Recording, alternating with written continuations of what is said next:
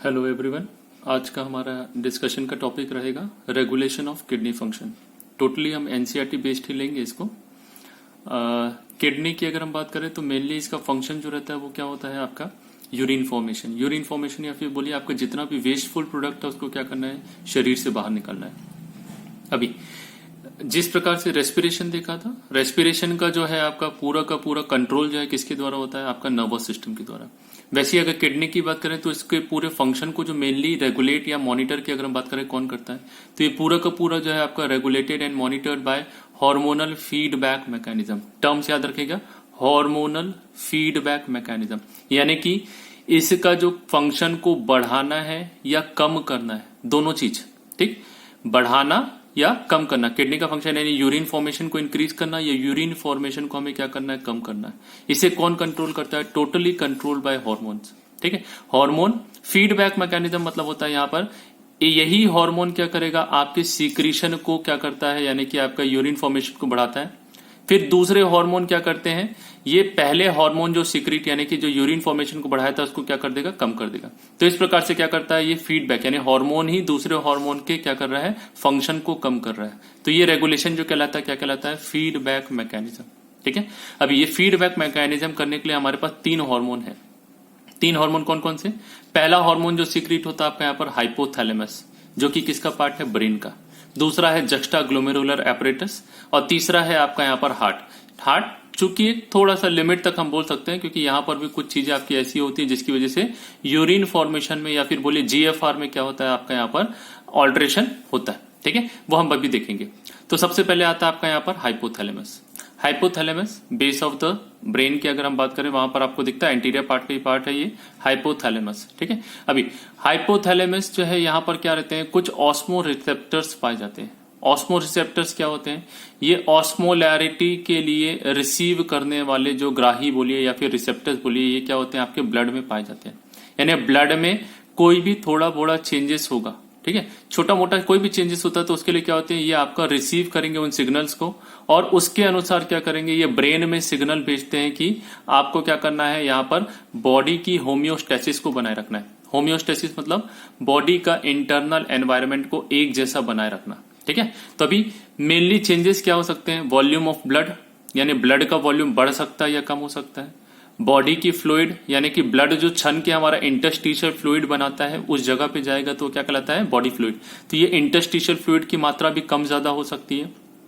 Last आयनिक concentration है, blood में sodium potassium वगैरह जो रहेंगे, क्लोराइड वगैरह, इनके कॉन्सेंट्रेशन भी क्या रहता है आपका यहाँ पर मेनली कंट्रोलिंग फैक्टर रहता है आपका किसके लिए, इन ऑस्मो रिसेप्टर्स के लिए, ठीक। तो यानी अगर मान लीजिए ब्लड का वॉल्यूम बढ़ रहा है या कम हो रहा है, बॉडी फ्लूइड की मात्रा कम हो रही ज्यादा हो रही है, आयनिक कॉन्सेंट्रेशन कम हो रहा है ज्यादा हो रहा है, तो ये क्या होगा, ऑस्मो रिसेप्टर्स आपके एक्टिवेट हो जाते हैं और ये एक्टिवेट होकर क्या करेंगे, ये हाइपोथैलेमस में सिग्नल भेजते हैं, ठीक है। अभी चलिए एक एग्जांपल से देखते हैं। मान लीजिए आपका यहाँ पर क्या हो रहा है, बॉडी से बहुत ज्यादा फ्लूइड का लॉस हो रहा है, शरीर से क्या हो रहा है, ब्लड लॉस हो रहा है या फिर बोलिए आपका बहुत ज्यादा फ्लूइड क्या हो गया, कम हो गया।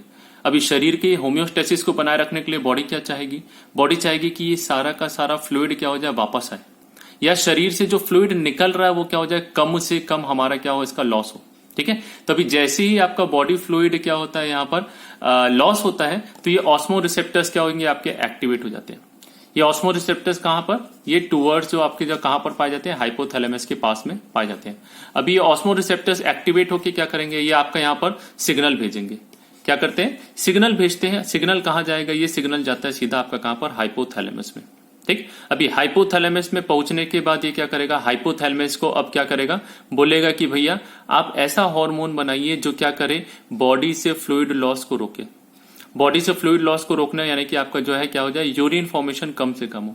तो जिसकी वजह से क्या होता है, हाइपोथैलेमस जो कि ब्रेन का पार्ट है, बना किससे है, न्यूरॉन से बना हुआ है। तो इसी न्यूरॉन के अंदर में क्या होता है, अब यहाँ पर एडीएच या वेसोप्रेसिन का क्या होता है, फॉर्मेशन स्टार्ट होता है, ठीक। ये सिंथेसाइज होगा और ये सिंथेसाइज होकर क्या होता है, ये पूरा का पूरा जो है आपका यही न्यूरॉन से होता हुआ, एक्सॉन से होता हुआ कहां जाएगा, पोस्टीरियर पिट्यूटरी। कहां पर, पोस्टीरियर पिट्यूटरी। तो अगर हम यहां पर बनाएंगे तो ये मान लीजिए आपका हाइपोथैलेमस है, तो हाइपोथैलेमस के न्यूरॉन के अंदर में बना और बनने के बाद में ये आपका पिट्यूटरी ग्लैंड होता है, जिसके दो भाग होते हैं, एंटीरियर पिट्यूटरी और पोस्टीरियर। तो पोस्टीरियर पिट्यूटरी में क्या होता है, डायरेक्ट ये आपका न्यूरोनल एंड जो रहता है क्या होता है, आंख का ओपन होता है। हाइपोथैलेमस एक्सॉन जो रहेगा इसका यहां से चालू होगा और यहां के खुलता है। तो जितने भी हार्मोन यहां से रिलीज होते हैं एक्चुअली बनते कहां है, हाइपोथैलेमस। ठीक, ये हार्मोन चैप्टर में आएगा। तो इन हार्मोन का क्या होता है, यहां पर सिंथेसिस और यहां से क्या होंगे, सिक्रीशन करेगा।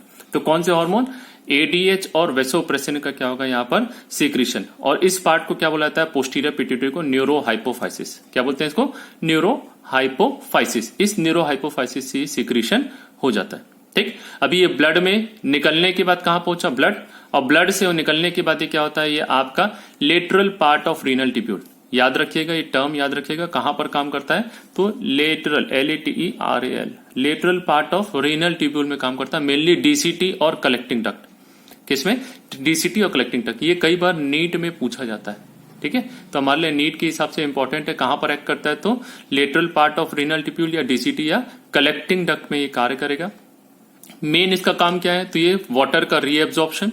अभी वाटर का रीएब्जॉर्प्शन हो गया, यानी यूरिन आपका जो है उसमें क्या होगा, बहुत ज्यादा वाटर नहीं रहेगा, यानी कॉन्सेंट्रेटेड यूरिन निकलेगी, जिसकी वजह से क्या होता है, आपका डायूरेसिस क्या हो जाता है, आपका होना बंद हो जाता है। डायूरेसिस मतलब क्या होता है, डायूरेसिस ये भी क्वेश्चन पूछा गया है नीट में, इंपॉर्टेंट है। व्हाट इज डायूरेसिस, तो excessive loss of water through urine.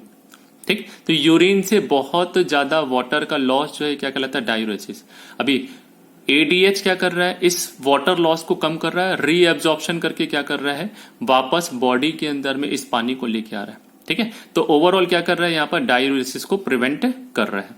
ठीक है, नेक्स्ट दूसरा चीज अगर हम देखें यहां पर H2O का अगर हम बात करेंगे, तो H2O या फिर बोलिए बॉडी में फ्लूइड का कॉन्सेंट्रेशन कम हुआ तो ये ऑस्मोरिसेप्टर्स एक्टिवेट हुए थे, एडीएच सिक्रीशन हुआ था। यदि मान लो बॉडी के अंदर में H2O या फ्लूइड का कॉन्सेंट्रेशन ज्यादा है, अभी ज्यादा है, तो क्या होगा, ये ऑस्मोरिसेप्टर एक्टिवेट ही नहीं होंगे। अभी एक्टिवेट ही नहीं होंगे तो ये काम करना बंद कर दिए, काम करना बंद कर दिए तो क्या होगा, आपका यहाँ पर एडीएच का सिक्रीशन क्या हो जाएगा, कम, क्योंकि यही तो सिग्नल भेज रहे थे आपका किसको, हाइपोथैलेमस को, किसके लिए, सिग्नल भेजने के लिए, या कि बोलिए कि सिंथेसिस एडीएच और वेसोप्रेसिन करने के लिए। अब सिग्नल ही नहीं जाएगा तो एडीएच का सिक्रीशन क्या हो जाएगा, ऑटोमेटिकली कम हो जाएगा। ये क्या कहलाता है आपका, यही कहलाता है आपका फीडबैक मैकेनिज्म।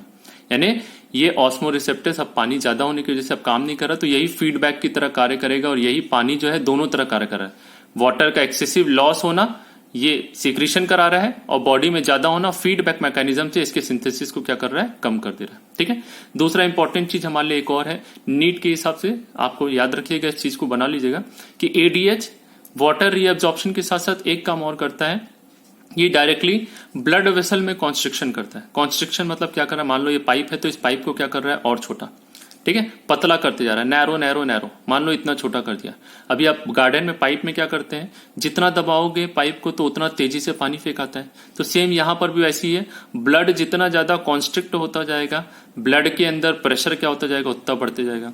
अब यही ब्लड कहां जा रहा है, आपका किडनी में, तो किडनी में आपका ग्लोमेरुलस से होता हुआ जाता है, तो ब्लड तेजी से आ रहा है तो यहां पर क्या हो जाएगा, ग्लोमेरुलस ब्लड का फ्लो भी तेजी से बढ़ जाएगा। अभी ग्लोमेरुलस का फ्लो बढ़ गया तो उसकी वजह से क्या होता है, आपका यहाँ पर ग्लोमेरुलर फिल्ट्रेशन रेट भी ओवरऑल क्या हो रहा है, आपका यहाँ पर इंक्रीज हो जा रहा है। ठीक है, अभी नेक्स्ट हम दो चीजें और बची है, जेजीए और हार्ट, इसको नेक्स्ट उसमें लेंगे।